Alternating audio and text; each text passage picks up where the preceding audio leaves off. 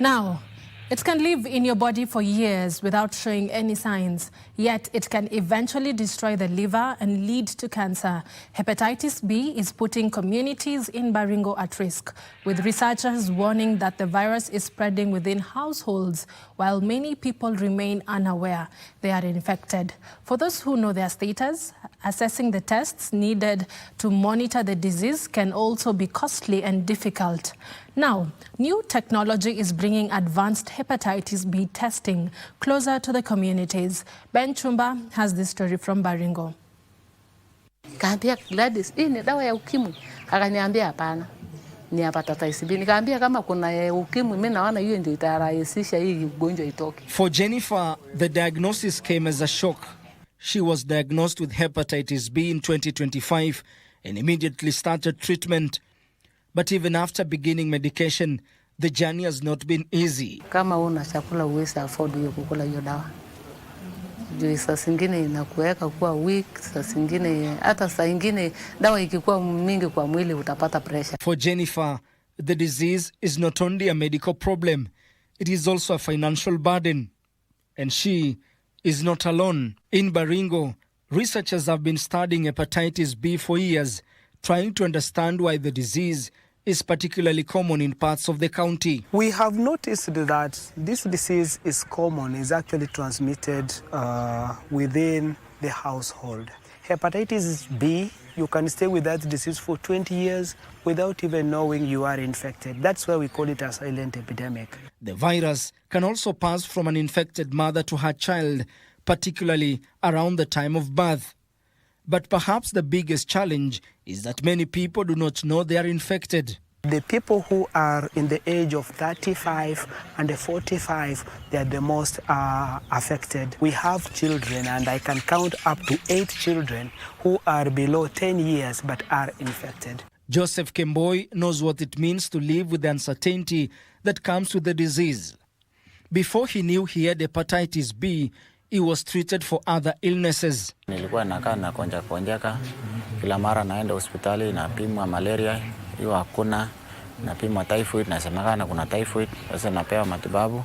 Lakini baada ya kumeza hata hiyo na kutumia dawa kidogo ninapona, alafu inarudi tena. The diagnosis changed his life, but telling his family was another challenge. Wao walikuwa wameshuhudia pia watu wakifa, wakishikwa. Na wanasemekana ugonjwa yenye lumua ni hepatitis B. So lakini mimi niliwapa motisha nikawaambia kwamba familia yangu mimi wanategemea Mungu. Pia changamoto yenye ilikuwa kuna hii unyanyapaa. Unakuta watu wa jamii wakiona pengine uko naye ama wamesikia uko naye. Unaona hata unapoongea na mtu unaelewa tu kwa hisia zake. Mtu anafikiria mambo mengine. Anasema huyu ni mtu ako na hepatitis B. But even after a person tests positive, the process does not end there. Health workers say patients may require further tests. In Baringo, access to some of these tests has been a major challenge. Like the viral load, we don't have within the county, not even. More majorly, we refer them to the private sector, in which it's costly. It can cost between 10 to 14,000 for that person to do that. It is this gap that a new testing approach is seeking to address. During a hepatitis screening campaign in Baringo, Egyptian diagnostics company Remedy deployed portable molecular testing equipment that can be taken closer to communities.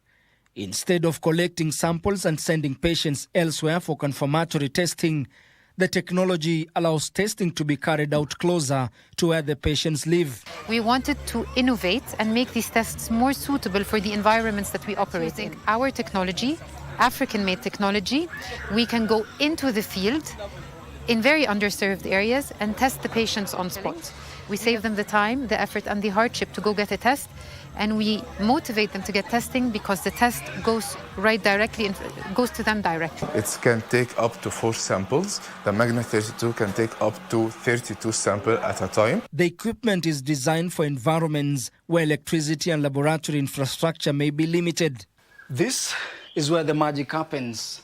Beyond the campaign awareness, health experts are also demonstrating how advanced laboratory technology can be used to produce multiple samples simultaneously to ensure that they get accurate and faster test results. This head can take, for example, 16 samples for hepatitis B, and this head can take other 16 samples for hepatitis C. Once a patient tests positive through the initial rapid screening, the sample can undergo confirmatory molecular testing. Once they have any positive sample, we do the confirmatory testing by using our machines. And this first thing, we do the rapid test, and then any positive sample we do for the PCR testing, and in 2 hours the people they're having their results. But technology alone will not end hepatitis B. And we need to actually go to the communities and sensitize them and give them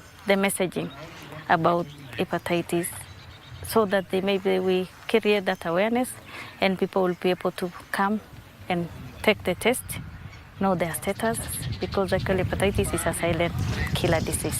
We collaborate with counties or governors because we can move anywhere, and you don't need to take the samples and go to Nairobi and come back, which is take a lot of time.